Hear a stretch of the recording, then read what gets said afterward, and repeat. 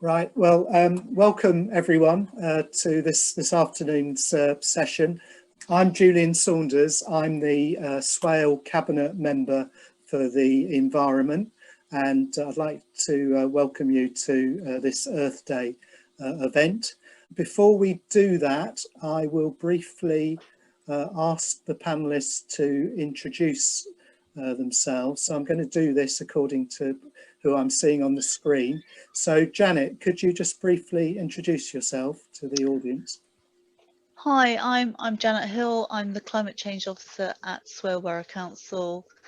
I take a lead on climate change, on the delivery of the action plan. I work with our planning people around building climate change into planning. I work with our other teams as well, with housing, with leisure, and I'm a sort of conduit. Anything to do with climate change coming into the council, going out of the council, comes through me, and Grace is now working alongside me to deliver a lot of our projects. Okay, thanks you, Janet. Vicky, would you like to introduce yourself? Hi, I'm Vicky Sedgwick. I'm Swale Borough Council's Environmental Projects Officer. So I am responsible to try and encourage as many of you to recycle as possible. We touch upon a lot of the campaigns to explain where our recycling goes, where our refuse goes. We have a lot of volunteers starting now that are interested in the litter picking side of things. So that's basically what we do in my team. Okay, thanks very much, Vicky. Anna, would you like to introduce yourself? Hi, yes, I'm Anna. I'm the coordinator of Swale Friends of the Earth. So we're a group of people that are campaigning for a better environment locally and globally. That's a voluntary role. In my kind of day job, I've worked in the renewable energy industry for about 25 years. I'm a PR consultant and a writer for business. So I campaign and promote environmental action. Okay, thank you very much, Anna. Chris, would you like to come in? Hello there, I'm Chris Williams. I'm a councillor at Faversham Town Council. I also chair the Climate and Biodiversity Committee on the Town Council, and this is a committee that was set up 2 years ago as the sort of council's first ever committee around that, and we also declared a climate emergency, so the committee follows the declaration and the action plan to deliver, hopefully successfully. Okay, thank you very much, Chris. And I think the final person on the panel is Eddie. Hello, yes, I'm Eddie Thomas. I'm a local councillor in Faversham. I'm also the Deputy Cabinet Member for the Environment at Swale, and I'm heavily involved as I'm the chair of the 20th Plenty Committee in Faversham. Thank you. Okay, thank you very much, Eddie. So for the audience, if you want to ask questions, you should find at the bottom of your screen a Q&A symbol. And if you open up that, you should be able to type in any question that you've got, and then we can share that with the panelists. But we have had a number of questions that were sent in advance, so I'm going to start on those. And the first one I think is probably a question for Janet, as she's been working on this for a while. Could you tell us a bit about what Swale Borough Council has done since it declared a climate and ecological emergency? Okay, so we declared the emergency in 2019, and one of the first things we did was to draft an action plan, and the action plan is all encompassing. It looks at housing, it looks at planning, it looks at leisure, it looks at the environment, it looks at everything that we do. So it covers many aspects of the council's work. Perhaps one of the biggest things we've done already is to switch our our own fleet. Admittedly, we only have a small fleet of vehicles, but we've switched our fleet to electric vehicles from traditional petrol and diesel vehicles. We've looked at our planning requirements, and we're requesting developers to be much more ambitious in reducing their carbon emissions from new developments. We're looking at our plastic use within the council, we're looking at our paper use within the council, we're looking at staff travel, we're looking at new ways of working. So those are a few of the things that we've done to date.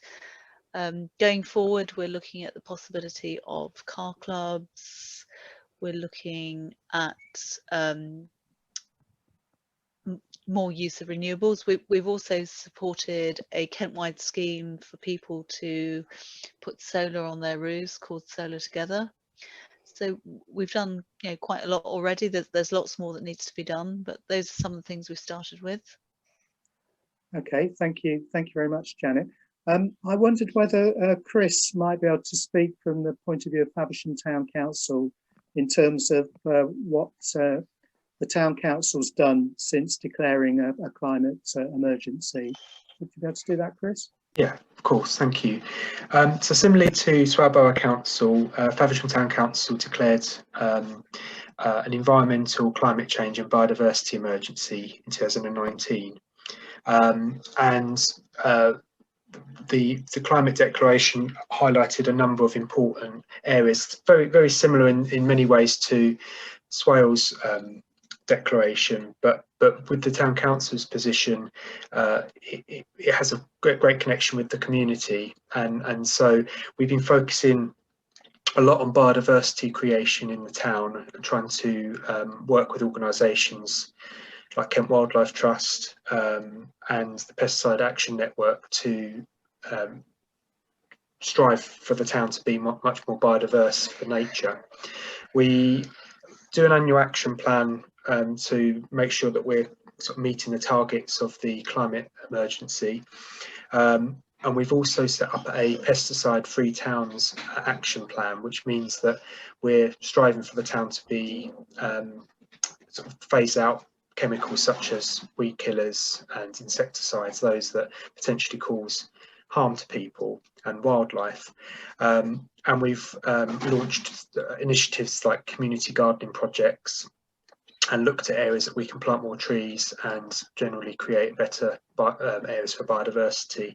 One of the areas that that we're really keen to do is to keep working with young people as well, and we've recently decided to set up a youth climate panel as well. So there's many areas that kind of feed into the climate emergency, and in a local level we can make quite a bit of a difference by working together. Okay, thanks very much, Chris and Janet. Those are good kind of introductions to us. I've got a question now about plastics. So this might be a question for Vicky. What can the council do to reduce the amount of plastic used locally? And is there any way that we can stop businesses using plastic? So we've got Swale Borough Council working. We're part of the KRP, which is the Kent Resource Partnership. So there's 13 councils that sit together on this panel, and we try to mirror as many different projects as we can all across Kent. So we have got quite a few online promotional work to encourage people to recycle the plastics correctly, to differentiate between the different plastics, to reduce their single-use plastics. So we're doing a lot of those projects. I've got an awful lot of volunteers that have been going out litter picking, and they are now separating their plastics. So they're going out doing their litter picking, and they have the see-through Swale Borough Council clear plastic bags, so they can actually put all of the recyclable items in those, so when Biffa go to collect them they can be separated. With regards to businesses, we're quite, it's quite hard for local council to be able to give any guidance to the businesses, because commercial collections are very different to residential collections. So we can be there to offer guidance and help them and put them in touch with commercial collections to offer the recycling for them.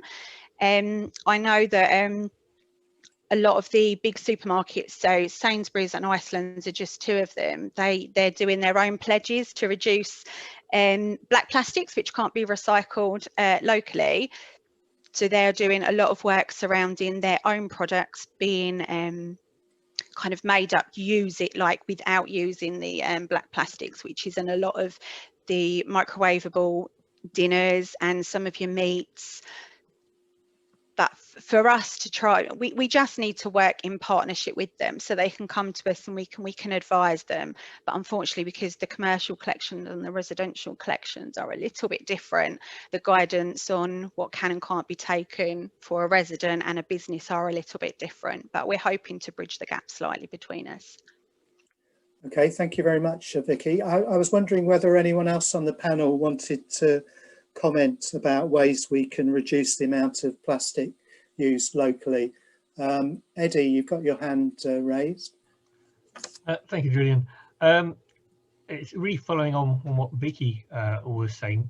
Businesses are a little bit harder for us to deal with because their waste gets collected commercially. However, what the council is doing is highlighting through its waste wizard on the website where plastic can be recycled, because there are some items of plastic that residents can't or shouldn't put into their blue swale bin, but can be dropped off at supermarkets, which is the stretchable plastic, the plastic bags, and the such like.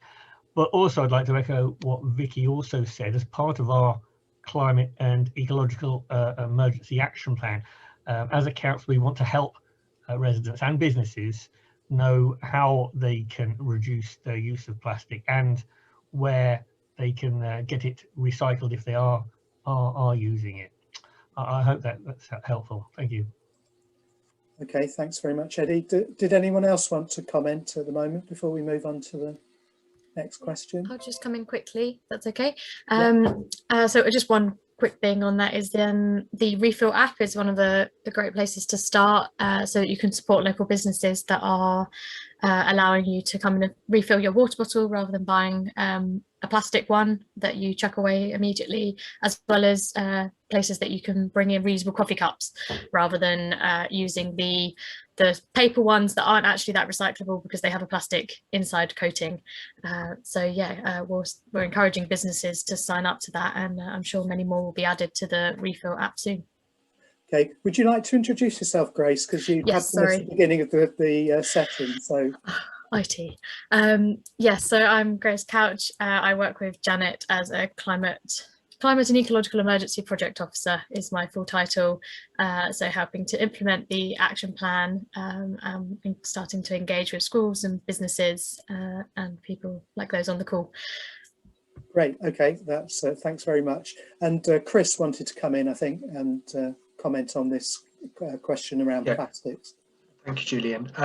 It was just to mention that a couple of years ago, Faversham was awarded sort of plastic-free community status by Surfers Against Sewage, and Faversham has an active plastic-free group, and so I think so does Sheerness as well. And those groups have been really key in highlighting some of the things that have been mentioned. And I know back before the pandemic and before we, single-use sort of consumables were kind of used, things like coffee cups and things were needed to be used because of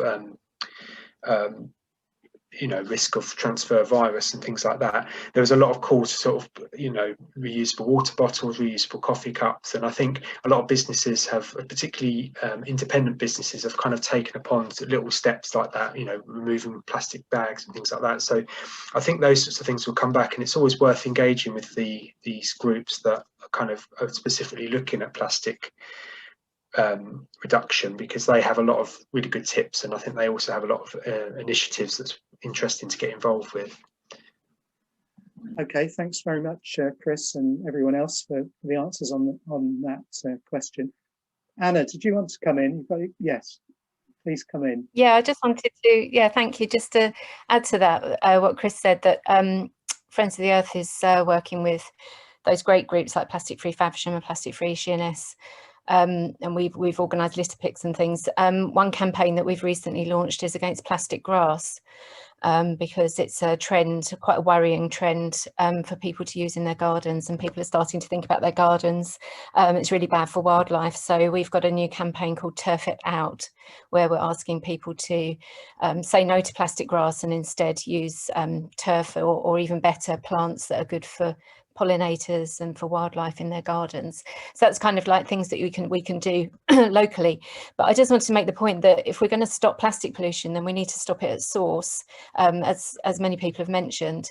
And Friends of the Earth is working with other groups like Surfers Against Sewage and Keep Britain Tidy to push for a new law that forces retailers and manufacturers to stop producing plastic in the first place. So if you're interested in supporting that law, there's a petition on the Friends of the Earth website, because we need to stop it being produced in the first place before we think about recycling, I think. Okay, thanks. Thanks very much, Anna. Before we go on to the next question, can I check with Grace as to whether we're likely to be able to show the videos later? The only way we'll know is if I give it a go and see whether you guys can hear them or not. Okay, well, I suggest then if we carry on with the Q&A, Yeah. and then when that's reached a natural end, we'll go across to the videos. Yeah. Excellent. Okay, the next question is a fairly broad question, so it may be that a number of you would like to comment. It's what can I do as an individual to support tackling the climate emergency in Swale? Does anyone want to start on that? Can I start? Shall I start? Yeah, that would be great, Anna. Thank you.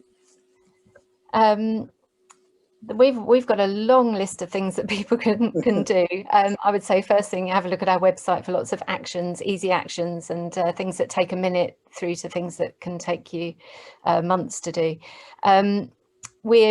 Friends of the Earth is also a climate action group, and there's a network of climate action groups across the country that are people like Greenpeace and Friends of the Earth and Kent Wildlife Trust and so on, all working together to try and solve the climate crisis. So if you want to get involved, then do get in touch with Swale Friends of the Earth and see what actions we can all take together.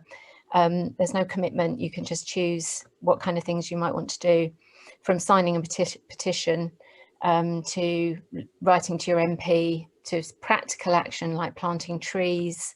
It doesn't have to be really kind of time-consuming things. There are simple actions like even changing your diet, eating less meat and dairy can effectively reduce carbon emissions. Walking and cycling more, avoiding using a car. I don't know how many of you drive that are on this. Flying less if you're going on foreign holidays and trying to take the train. Lots of different things that you can take. I would say one of the most important ones is to use your voice. At the point when you have a vote, then vote for politicians who are really committed to climate action and who you think are going to keep their promises. So it's very easy to say that you plan to do something, but support those politicians and those councillors that are really going to keep their promises and actually take action to reduce carbon emissions. Okay, thank you, Anna. Does anyone else want to come in on this question? Eddie. Thank you, Julian. I was going to suggest better understanding of recycling, i.e. often there's the question of what can be recycled and where can it be recycled. So as I said earlier, the Borough Council Waste Wizard, which is on the website, is a very useful tool to find out what can be recycled where. And that's also useful information to share with your friends and family, because I learned something myself a couple of years ago, that I had ink cartridges at home, and it was a bit difficult to get them recycled until I found out that there is a suitable basket stroke bin at the local household recycling centre, which takes them. And I know that as a council, we're continuing to update where things can be recycled. So focus on that. Please share the knowledge. And again, following on from what Anna just said, consider walking and cycling rather than asking for a lift, or try not to encourage your parents to drive everywhere. Try to get a bit of exercise in. And finally, I was going to suggest getting involved with community gardening. You may need an adult to do that with you. However, community gardening and litter picking are always useful activities to get involved with. Thank you. Okay, thanks very much, Eddie. Anyone else want to come in on this question? Chris? Thank you. Yeah, so I think the voice of younger people has become a lot louder in recent years compared to perhaps what it used to be. You know, you've got very well known sort of people taking Greta and others that are kind of very sort of influential. But even on a local level, I think schools are increasingly having green groups and climate groups that help look at things that are going on in the school. But there's also a lot of people that I've come across, or, adults I've come across that have talked about their children or their teenage children that are basically interested in certain areas. It could be around kind of gardening, tree planting, biodiversity, energy, all the kind of areas that we talk about. And I think it's really important that if you have those feelings and you really want to talk about it, is do talk to your colleagues at school, do talk to your neighbours about it, and do encourage and not try and influence people to change, because I think that's really important. And actually sometimes just encouraging your neighbour to plant a tree, or encouraging people at school to not litter and things like that, is actually snowballs into something quite greater than you think. So I think my thing is just keep shouting about the things that you feel really passionate about, because I think it really is important. Okay, thanks very much, Chris. That's a few very interesting points there. Anyone else want to pick up on this question before we move on to the next one? Okay, well, the next question we've had in, I think, is probably very much for Vicky. It's where does the rubbish and recycling in Swale actually go to? Would you be able to talk to that, Vicky? Yeah, of course. So everything that goes in the blue bin, which is our recycling bin, we take that to Crayford. At Crayford, the recycling plant is actually, it's huge, and it's really quite interesting to see. Most of it is done by machinery and infrared lighting, and then you have some sections over there, so you still have some people working and sorting manually. Basically, it all gets put on like a giant conveyor belt, and then magnets kind of lift out certain materials, infrared lights pick out other materials, and then it's sorted at the plant, which is why you can put all your mixed recycling into the bin. You have no need to separate anything, and that's called a commingled collection. So all our recycling goes there. Anything that goes into your green refuse bin, that gets sent to Allington, which is a waste to energy plant. So nothing gets wasted, and all the litter from the volunteer litter pickers and from the street bins and from when Biffa go out litter picking, that all gets taken to Allington as well, and that's turned into waste to energy. Anything from your brown bin, so if your parents have got a garden waste bin, anything that goes in the garden waste bin and anything that goes in the black and orange food waste bin, that gets turned into soil conditioner at Blaze Farm. And we're actually doing a bit of a giveaway on Saturday. So all of the waste that's been collected in your brown bin and your food waste bin that's gone to Blaze Farm, it's then turned into soil conditioner, and we're actually giving that back. So on Saturday across the borough, there's a location in Faversham, Sittingbourne and Sheerness where we're doing a little bit of giving back as a little bit of a thank you, to say thank you for using your garden waste and thank you for using your food waste bins. And we're giving each resident 50 litres of compost to help with the garden, and a seed bomb to help encourage the bees. that's it's a really good scheme. So we're doing that.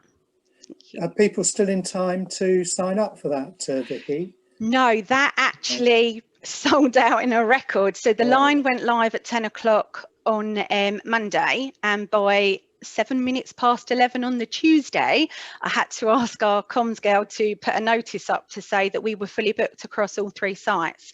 So it's something that we are working with Blaze Farm to reproduce it and do it again, and hopefully we're hoping to get another one done, but I'm not sure if we'll be able to get it done before the end of summer.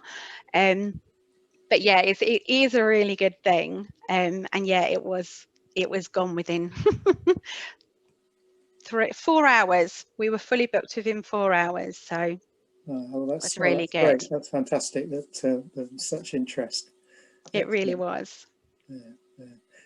Okay, I'm kind of guessing that no one else will be particularly commenting on this one, so I'll move on to the next question, which is a reasonably challenging one, I think. What work is being done to ensure climate policies don't disadvantage vulnerable members of society? Is anyone wanting to? Would you like me to come in? Yeah, that would be great, Janet, if you'd like to do that. Okay, as part of the declaration, we had a couple of amendments on the evening of the declaration, and one of the amendments was that nothing in the declaration would adversely impact our most vulnerable residents. And as a result of that, we have set up a fuel and water advice service aimed primarily at people in fuel and water poverty, so people who are struggling to pay their fuel bills, their water bills. And we contracted Children and Families in Sheerness to run this service for us, but it's available to people throughout the borough. So basically we have a lady in place who can give you advice on your fuel bills, your water bills, but also how to change your behaviour, how to save energy, how to save water. So that is one of the things we're doing. In terms of the ecological side of things, we are trying to make the countryside more accessible to all groups, to encourage people to get out into the environment and engaging with different community groups, with minority groups, to do that as well. Okay, thanks, Janet. Does anyone else want to come in on this? Hi, yeah, I think I'd just add, I think Anna. all of that that's really really important and really good to hear. I'll just make the point that a lot of policies and actions to cut climate changing emissions are actually good for the poorer sections of society and the disadvantaged anyway. So if you take something like home insulation and to save energy, you're cutting carbon emissions, but you're also making homes a lot warmer and a lot healthier because you get rid of things like mold inside the house, and you cut your fuel bills. So it's one of the easiest ways to cut carbon emissions, cut climate changing emissions through saving energy. And actually they say the cheapest way is the energy that you don't use. But it also in itself, it also helps people have much more comfortable and healthier lives and helps them save money in the home as well. So it's not always the case that climate changing policies actually cost money. They can save money as well. Okay, thanks, Anna. I just wanted to ask a couple of follow-up questions around this theme. One thing that I sometimes hear people say is that one of the difficulties that we'll have is that some people can't afford to change their car and move to an electric car, and they're reliant on older diesel or petrol cars. Do you think people should be, does anyone want to comment on whether people should be changing their car, or should they just be carrying on with their current car. Eddie, do you want to touch on that, and then I'll ask my other question? Thank you, Julian. I don't think people should be forced to change, but I'm keen for, as part of the things we take from the action plan, is that we sort of show people, i.e. we facilitate how they might be able to change their car, provide options for them, provide them routes that they may want to go, or highlight to them the alternatives to driving. Now, is it feasible for them to get the train? But we're definitely not going to force people to change or get rid of their old diesel car. It's just a matter of encouraging them to do it through the appropriate schemes. And I think as time goes on, I'm looking for the government to come up with more assistance to help people make those sort of changes. Thank you.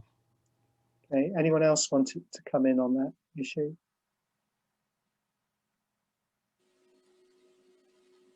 Okay, the other related thing I was going to ask is concerns people have about the cost of switching from gas central heating. Do people feel that's something that's going to come down in price anyway, and how should government manage that? Any thoughts about that?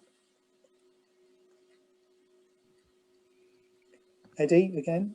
Oh, and then Anna to follow. So Eddie and then Anna. Thank you. From what Janet after that. From what I've been reading, with a lot of the new housing developments across the whole country, not just locally, they are encouraging a certain percentage to be electric only, and not having any gas at all to them. But regarding existing properties, I think government have got to come up with a scheme to enable people to switch from gas to electric. And again, our role as a local council is to highlight to people these opportunities. A bit like Janet was saying earlier, the Borough Council highlighted an opportunity to use solar power. We had a scheme that was linked up with Across Kent, and that proved successful. But I hope we can do a lot more than that. But we do need central government to come up with the schemes for local councils to promote to our residents. So thank you. Okay, thanks, Eddie. So Anna. Yeah, 2 points. One is cleaner energy technologies are actually getting cheaper, and actually wind and solar is the cheapest form of electricity generation, and gas is going to become more and more expensive over the years as it's taxed more because it's dirtier. So we are on the right path in terms of switching to these cleaner fuels, because they will be cheaper, and many of them already are. But I do think in the interim, as we're moving, it does need government support to help people make that switch. Unfortunately, they recently shut down with very little notice one of their flagship schemes to help people make the switch and to install renewable energy in their own homes, and for example to install a heat pump, which is a way to heat your home without using fossil fuels. So it definitely needs government support, government grants to help us in the transition, but eventually cleaner energy will be the cheapest form. Okay, thanks very much, Anna. And Janet, you wanted to comment? Yeah, just I mean, there's a really interesting debate going on, and there was a big article in the Sunday Times about the difference of going all electric or using hydrogen. And there is a possibility to use hydrogen within the existing gas network. I think we can put in 20% hydrogen into the existing gas network with no change to the technology. So people could be using gas, assuming it, thinking it's conventional gas, but in fact it's a 20% hydrogen mix.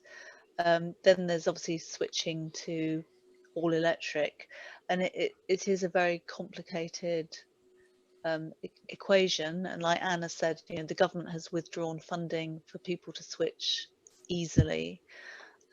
We need to be strict with our new planning permissions, which I think we are going to be. The harder thing is retrofitting the existing properties, and again we need a really strong lead from central government and possibly more grants help people make that transition, and just more awareness. I think a lot of people are scared about or they're not aware of the new technology, and there's a lot of education needed around it. People are worried that air source heat pumps are noisy, they're intrusive on their properties. So yeah, there's a lot of work to be done, not just on getting the stuff out there, but educating people about it and just showing people what can be done. But interesting debate, and it seems that there's two-way at the moment between hydrogen and electricity. Okay, thanks very much, Janet. I've got a question that's come in from the audience, from Jodie. She asks, could you go over how you're utilising school students to help with your projects? Does anyone want to talk to that? I've got Chris wanting to come in. Yeah, thank you. So it's a brilliant question, and it kind of is part of I think in many conversations about how we're tackling the climate emergency is about inclusivity in different age groups, and not just talking to kind of the adult population, but how we engage in young people. As I said before, I think the much more switched on and actually have a lot more drive to kind of see these things change. I think working with schools is really important, and I think not just those schools that have the green groups, but those schools that perhaps don't, and actually presenting to the schools some of the projects that are going on, and also some of the community projects that are going on in terms of it could be creating more planted areas, it could be litter picking, it could be going to planning your business around plastic use, all of those sorts of things. Active travel, encouraging walking and cycling. Some of the schools, so I know that the town council in our climate emergency, we specified that working with young people is one of the key things to achieving that goal. And as I said before, we've recently decided that we want to create this climate youth panel, which part of the reason for that is to actually have a dedicated forum or platform for young people to actually discuss certain issues and actually raise it with people like ourselves, and also drive some of the decision making. So it's not just us saying this is what we're doing and saying there we go, but actually getting feedback from younger people. So I think it's early days and these things haven't quite filtered back into actually happening fully, but I mean, clearly it'd be great for those that are listening, if they're interested, to obviously raise it and get involved. That would be great. But so yes, watch this space really. Okay, thank you, Chris. Eddie, you wanted to come in? Thank you. I was going to ask, please do get in contact with the Borough Council. I'm guessing through Grace Couchshire might be a good person to go through initially to highlight what you're interested in and what you'd like to be involved with, and then Grace will be able to filter your interest out to an appropriate team, because I know with our green spaces, we have a few park rangers who often have volunteering activities going on either in Milton Creek, Faversham Rec, over on Barton Court, Barton Point, country park on the Isle of Sheppey. So do get in contact. Obviously over the past year or so, not a lot's been going on because of the COVID situation, but we are very, very keen to get more involved with schools, helping us out with fulfilling our climate and ecological emergency action plan. So if you can't get through to anyone else, email the customer service centre at Swale, and they'll forward on your question or what have you to ourselves. Thank you very much. Yeah, and can I just flag up, we've also got, and Grace will remind us, we've also got now a climate at Swale email address, so you can send it through to us. And as well as those sort of actions, we're quite happy to come and do classroom sessions if the schools would like us to come in and lead debates, do classroom sessions. So yeah, we'd love to get involved more with you. Okay, thank you, Janet. And I'm going to just be, Yeah. I'm just going to be the irresponsible one and say, as well as all of that, join your next climate school strike and make your voice heard. Okay, that's great, thanks. I was just going to mention that prior to the lockdown, we had a youth forum that met very regularly, and certainly the previous cabinet member for the environment, Tim Valentine, spoke to that, and I think that was as part of a consultation on the action plan that we put in place. I know we took lots of feedback from young people at that session, so that's something else. Is there anyone else on this question before we move on? I would just add that this event is being recorded, so if you have any friends that couldn't make it or classmates that you can encourage to be involved when you head back to school tomorrow, then we will email everyone that was involved, everyone that was joined, with the link to the recording in a few weeks' time, so you can share it around and get them to find out our message, and then just keep badgering people about the climate crisis. Okay, that's great. Thanks, Grace.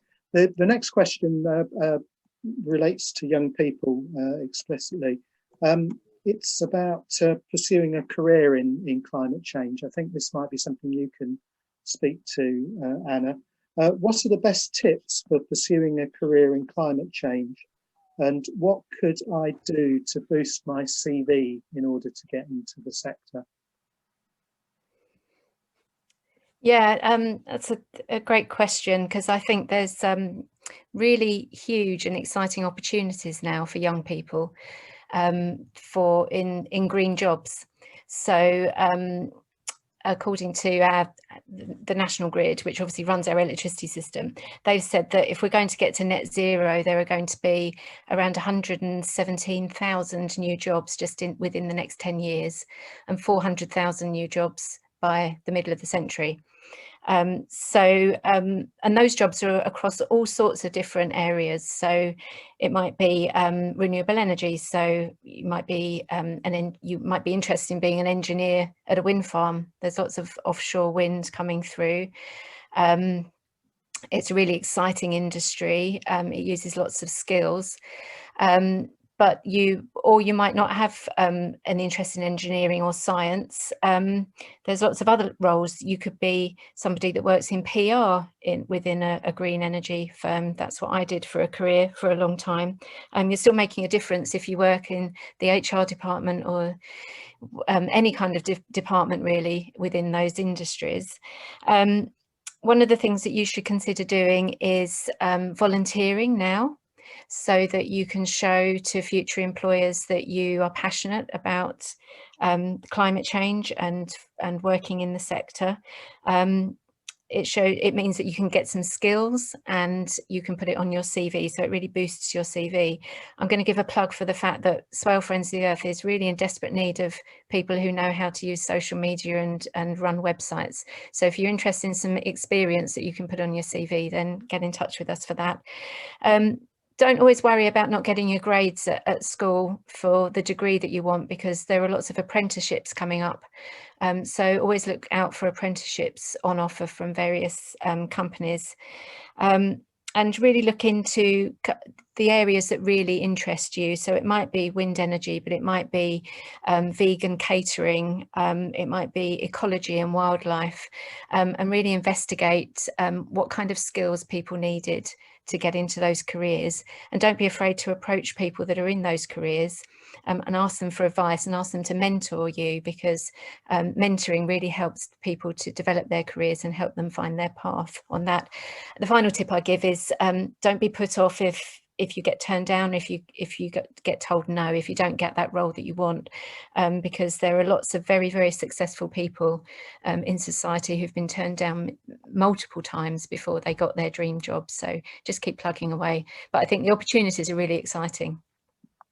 Okay, thanks very much, Anna. I was hoping Grace might say a few words on this, as you've kind of come to us reasonably fresh from university and managed to get into the industry, inverted commas. Yeah, technically I have. I don't necessarily have a sciencey background. I did politics at the University of Kent, but I think it's one of those career tips that spans most industries. If it's something that you're really passionate about, do something that you can then put on your CV to prove that. So if you're sat here thinking you really want to do something climate change, then go out and organise a litter pick with your friends. Make that a monthly thing that you do, because that's valuable on your CV. Your CV doesn't have to just be boring things like just your grades and that you're good at Excel. You can put on anything that you're doing. If you want to start a vegan blog or an Instagram page, that'd be something else that you could put on there, so that when you get into an interview or you're writing an application, you've got lots to talk about to prove that you really do care about the climate crisis. Because as I'm sure a lot of people do, it's one thing to say it, but then it's another thing to have really proven it. So yeah, just get out there, do things, maybe volunteer for Friends of the Earth to do their social media.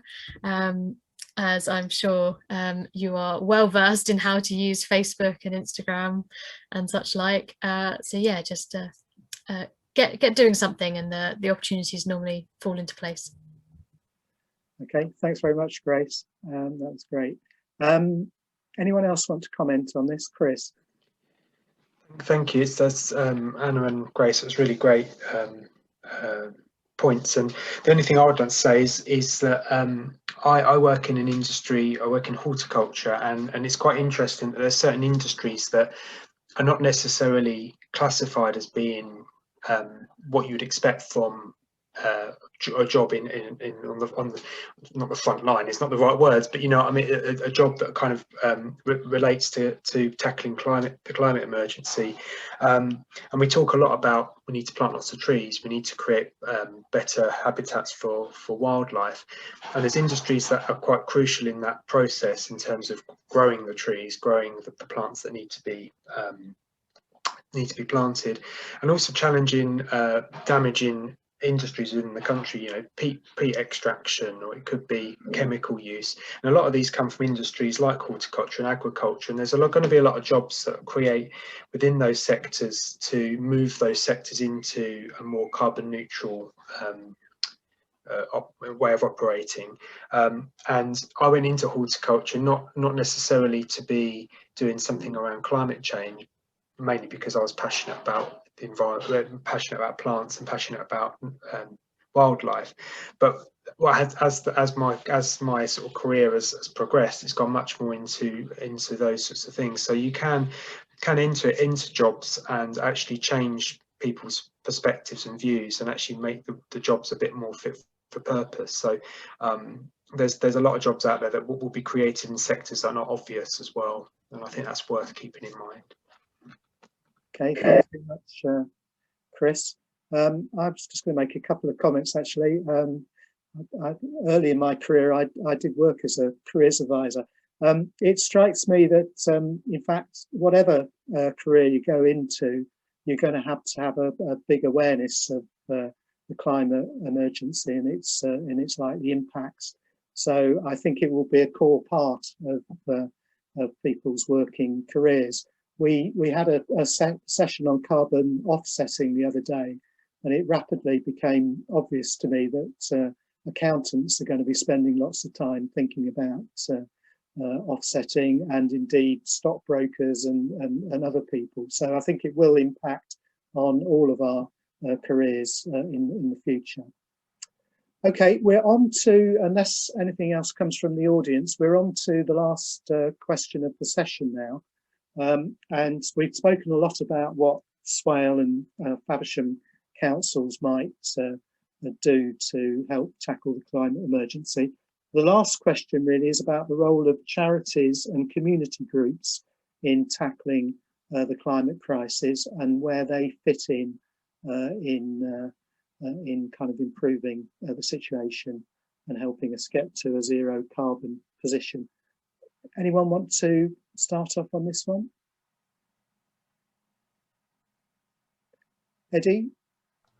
I just say, from my point of view, I think charities and the volunteering sector are very important at getting people active and getting people involved, and they in my view, will always lead to what we've been talking about today, and then the last topic about green jobs. And it shows that ultimately anything could be a green job, but getting involved with a charity and the utilising of charities is the way to do that before it goes into the more what you would call a professional section, if that's the right word. But to me, they're very valuable and will be continually utilised and participating in all of these activities. And it's the one way to get people active, a bit like Anna was saying earlier about climate strikes. So, thank you very much.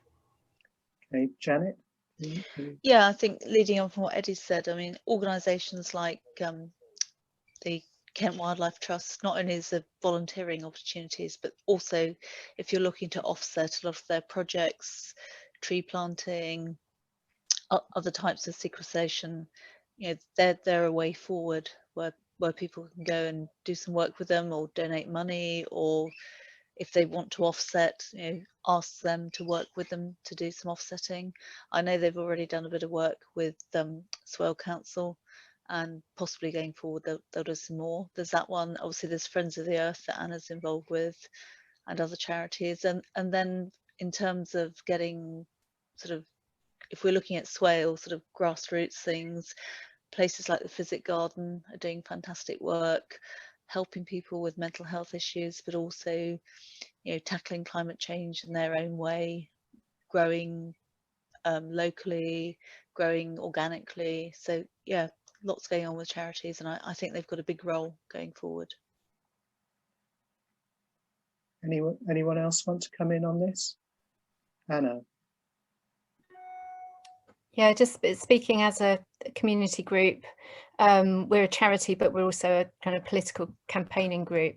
I think the most two really important values for us. First of all, we're an independent voice, so we're not party political.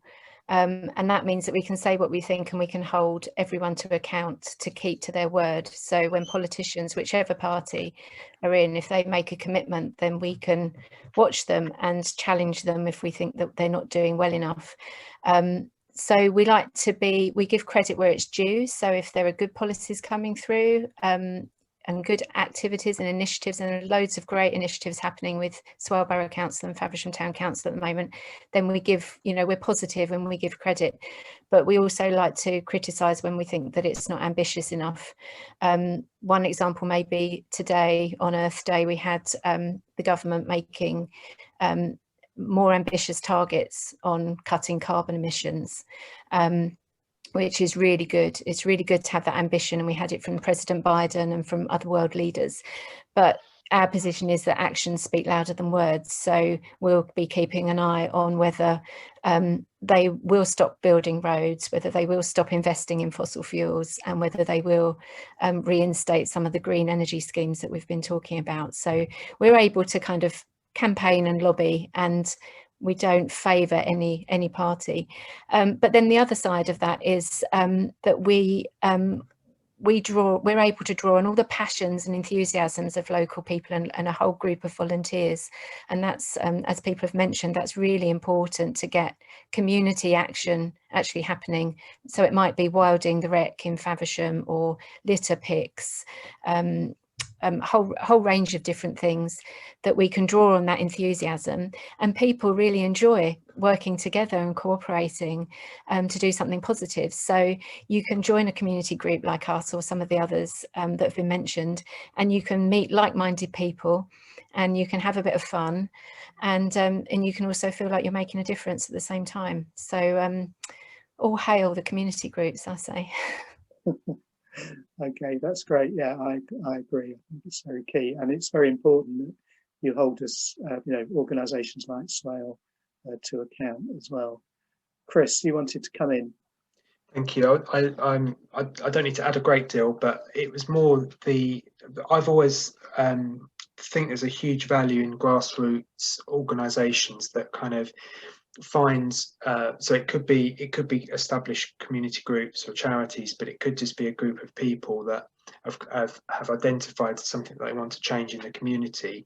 And there's always that same strength in numbers. I mean, one person might have an idea but find it overwhelming to deal with. And actually, a good example locally in Faversham is there's a stream called the Cook Stitch that runs through a part of the town that was very heavily neglected. It was full of litter. It was, not particularly good for wildlife. In fact, it was probably a health hazard. And it took a few members of the community working with councillors and the councils to create a bit of an upswell of interest, and a lot of people come together and said, I want to do something, I want to do something. I couldn't do it on my own, but I could do it as a group. And a group of volunteers got in there and actually, created something quite amazing.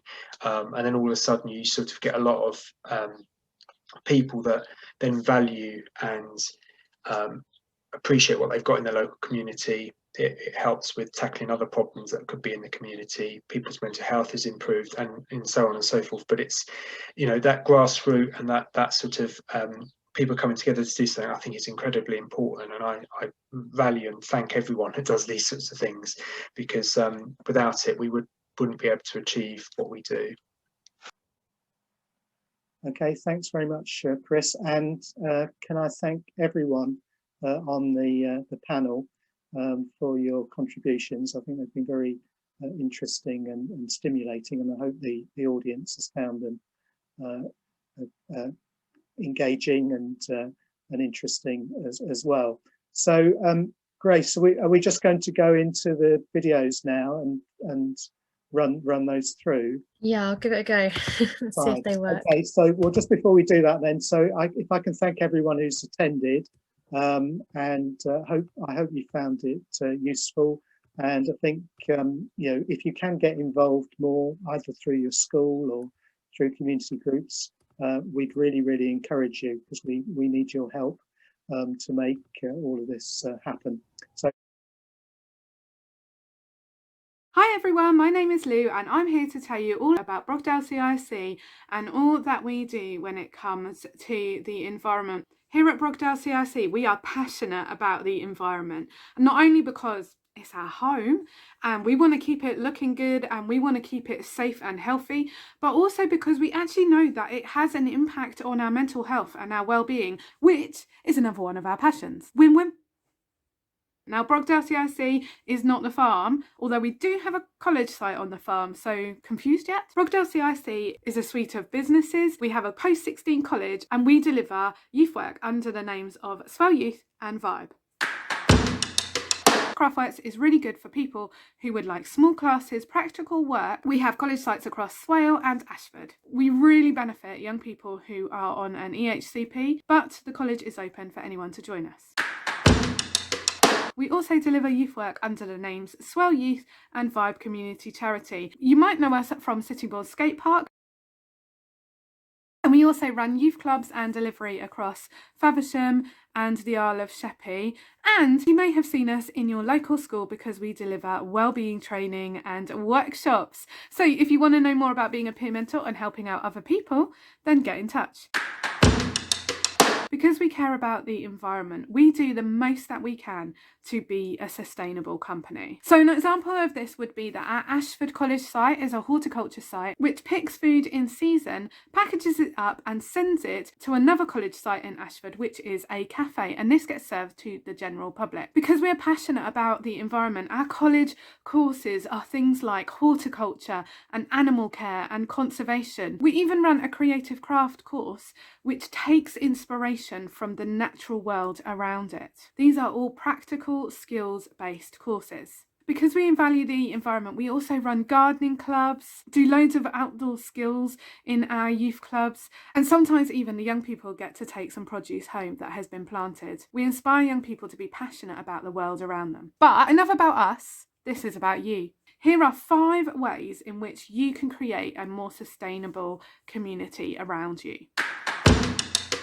Number 1, swap shops. Now, I'm not even old enough to remember that there was a TV programme, I think, called it. But this is a great way to keep things sustainable and to keep yourself with a new wardrobe or a new library of books to read, or whatever your thing is that you want to swap. When I was at uni, I went to a clothes swap party and it was so fun, and I have often looked to give away clothes and swap them with friends. I love using sites like Depop as well, where you can actually sell your clothes on to another owner that is going to love it as much as you did when you first got it. The same can be done with books. So when you're looking at getting rid of something, decluttering or moving something on, why not offer it out on WhatsApp to your friends first and see if there are any takers? If you're from Faversham, and I know we don't all use Facebook anymore, but there is a sharing community on there that you can put up your unwanted items, and I'm sure people would take them. There is also a community wardrobe if you have finished with your school clothes now. Okay, number 2 is to curate your timeline and to think about the people that you follow and whether they're sustainable. We love these companies here and would definitely encourage you to give them a follow. I actually got this from Wyatt and Jack and I love it. It's made out of an old bouncy castle. So if you're going on holiday and is anyone going on holiday this year?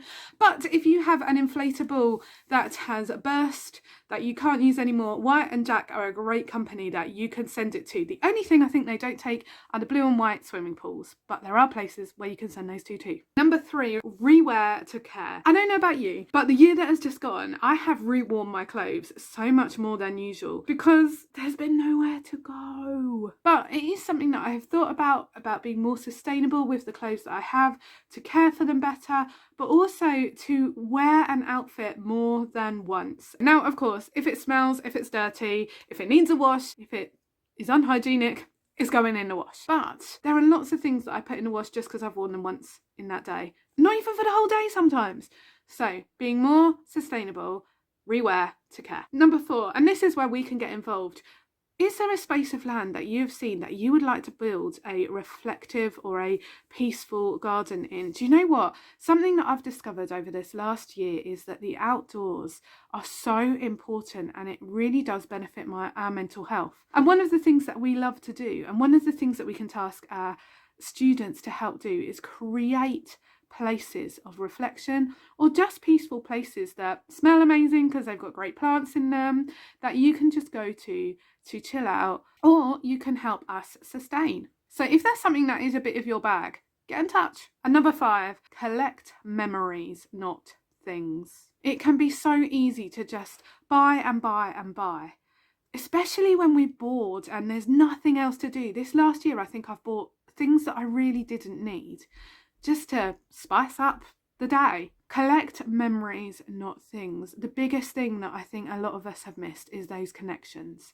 So instead of thinking about buying lots of things for people or asking for lots of things, perhaps think about experiences that you can have together.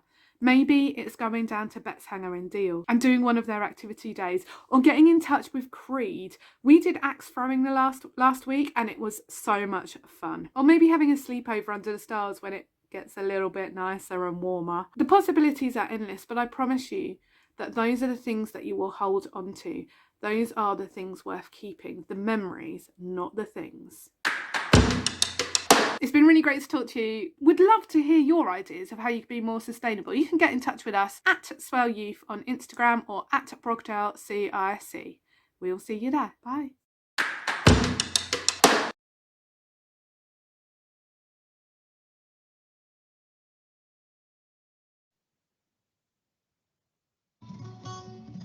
We set up about a year ago, inspired by a friend, Sally, who posted a video on Facebook just saying she'd watched Blue Planet. She was feeling frustrated about the amount of single-use plastic in our communities and wanted to think about how we could do something about it. It's a global problem, but what could we as local residents do to get people to think differently about the plastics that we use every day? We're involved in various initiatives trying to encourage local businesses to reduce their single-use plastic as part of the Surface Against Sewage campaign to help town achieve plastic-free status. In order to do that, we have to encourage a number of businesses to swap free single-use plastics that they may have been using previously to plastic-free alternatives. The first thing we're doing is a compost scheme. So this is a kind of a bag for life compost scheme. So what happens is that the customer chooses a bag or a compost that they want. We then give them the bag. So for example, this would cost about £6.50. They then return the bag to us for refilling, and then the compost will cost £5. We've been out to schools and other community groups to talk to children about actually this is the impact that single-use plastic is having on our oceans and on our environment. And the kids have been amazing. They've been really on board with everything that we've done. We were involved in negotiating with Shepherd Neame. We think we were part of what persuaded them to invest in the refillable, reusable plastic cups that they then bought. They ended up selling 6,000 at the Hop Festival. So the message about not getting your drink in a throwaway cup and then just getting another one every time was really obvious at this year's Hop Festival. We were thrilled.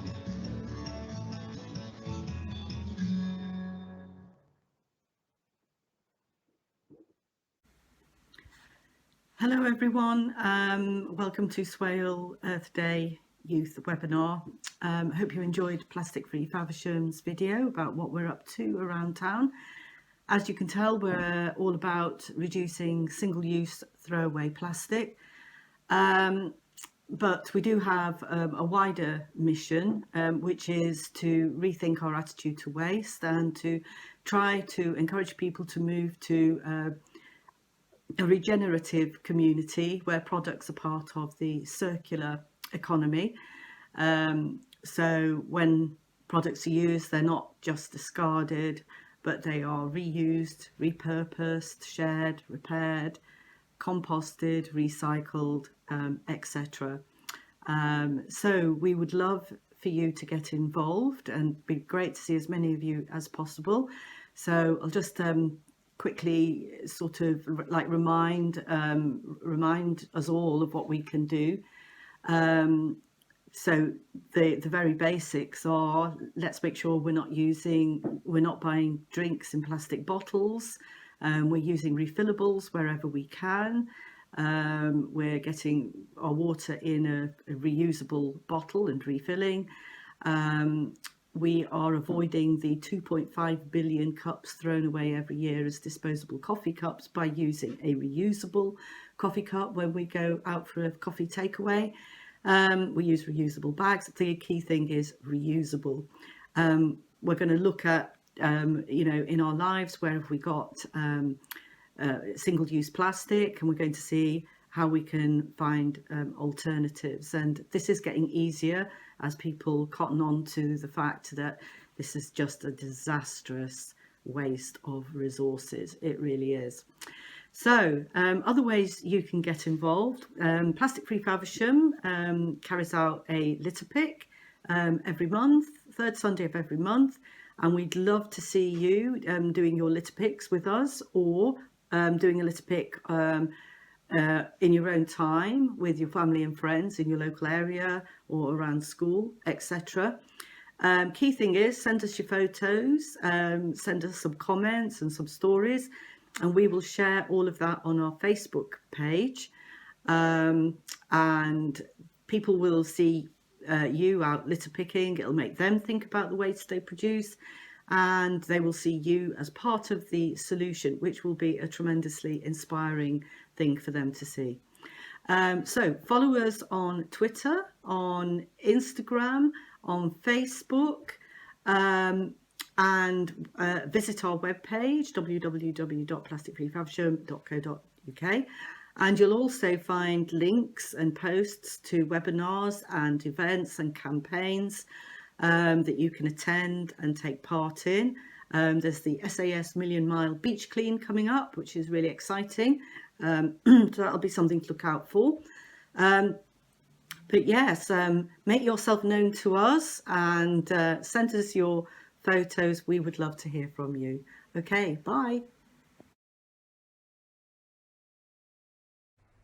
Hello from Swale Friends of the Earth, and happy Earth Day. I'm Anna, the coordinator of the group, and I'm here with some others to tell you just a bit about what we do and how you can get involved. Swale Friends of the Earth is part of a global network of people and groups who are all passionate about our environment and the dangers it's facing, and they're campaigning to make things better for the planet and for people. We have members across Swale, including Faversham, Sittingbourne, Tenham and the Isle of Sheppey.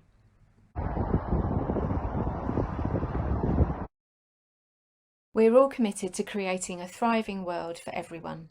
That means a healthy natural environment that protects our precious wildlife. It means cleaner air and lower greenhouse gas emissions for a safer world. And it means a fairer society where everyone's needs are met now and in the future. And that includes for young people and future generations through, for example, the creation of millions of green jobs and prioritising a greener economy as we emerge from the pandemic. Our main campaign issues are against dirty fossil fuels that have caused the climate crisis and air pollution, against plastics that flow into our rivers and seas. We've just launched a campaign to say no to plastic grass, for example, and against the destruction of our woodlands, our meadows and other wildlife habitats. But while things are serious, we're optimistic and we always try to offer positive solutions. So we campaign in favour of clean, renewable energy like wind energy and solar power, for more cycling and walking and public transport to reduce traffic on our roads. We're promoting sustainable lifestyles that we can all follow in our daily lives, like eating less meat and choosing greener products like sustainable fashion when we're shopping. And we promote the importance of trees and natural green spaces for our bees and bats and birds and other wildlife. That's in our local communities and also at home in our gardens. We're all volunteers and we work in lots of different ways, signing petitions, writing to our MPs and councillors, going on peaceful protests, planting trees and wildflowers, organising litter picks, running stalls at events, film shows and even comedy nights. You can check out our website and follow us on social media if you'd like to find out more about what we do, how we do it, and how you can add your voice. Here's a bit more about that. There are lots of ways to get involved, whether you like to be practical and active or prefer doing something more behind the scenes. You can support Friends of the Earth as a national member of a local group like Swale Friends of the Earth, or as one of our team. For example, at the moment, we're looking for people to help with our website, regularly maintaining and updating the pages. You might prefer talking to the press and helping with publicity. These are two great opportunities and great additions to any CV, so please contact us if you'd like to find out more. You can join in local events to improve the environment around where you live and help nature. We run events quite often, tree planting and litter picking. They're good fun and satisfying. If you follow us and other local orgs, you'll find out what's coming up. We often collaborate with other groups like Plastic Free Faversham and Greenpeace, taking part in events together, running stalls and talking to people. So that's something to get involved with. You can also use your political power, writing to your MP or local councillors, keeping up the pressure on them to do more to solve the climate crisis and to protect native species. And right now, in the run-up to the local elections, we're asking people to contact their candidates to make a climate pledge. Quick and easy actions are always listed on our website. It only takes a minute to do something like sign a petition. And when things get back to normal, joining a demo or a peaceful protest like the school climate strikes and the actions organised by Extinction Rebellion, these are always great things to take part in, and they make you feel really good that so many people are acting together. And apart from that, I have our social media addresses and website. You can contact us. If you want to ask about the opportunities, go to the website and you can send us a message there.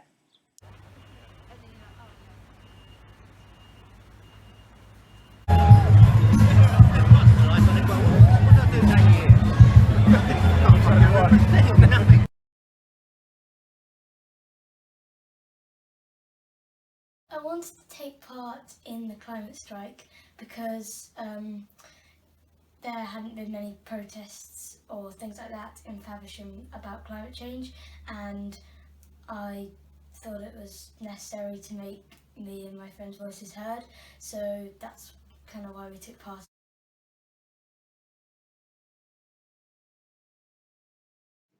We've got some really useful top tips for living sustainably that we can use day to day. The first of those is carrying reusable tea or coffee cups, reusable water bottles and shopping bags that you can use more than once whenever we go out and like to buy something. They're really quick and simple things that means we can cut down on our single-use disposable plastic use. Well, on a day-to-day basis, top tips probably wear a reusable face mask. Another thing that we've done is to switch to ultra-low energy LED light bulbs. We first switched from the old incandescent light bulbs to compact fluorescents when they first appeared, and are now doing the same. We're replacing our compact fluorescent CFLs with new LED light bulbs as and when the CFLs stop working. One other thing we do is try and buy local and seasonal produce wherever possible. We're really lucky to have an organic veg box scheme that delivers a box every week from a farm a few miles away directly, as well as cutting down on meat and dairy in our diets. We also plan our weekly menu and shop accordingly, so we limit food waste and we compost what we can't use. Using cars and trains and things like that as the least amount you can, and especially not using cars as much. Using public transport is definitely better. We also try to minimise transport use and exercise locally. There's a wealth of green space in and around Faversham, and whilst lockdown was really hard, we discovered some wonderful paths, tracks, woods and open spaces on our daily exercise, which were new to us and that we now use regularly. It's better for our health and better for the environment. Finally, we also use a thought process or mantra before we buy something. We ask ourselves, will I use it? Do I need it? Or do I only want it?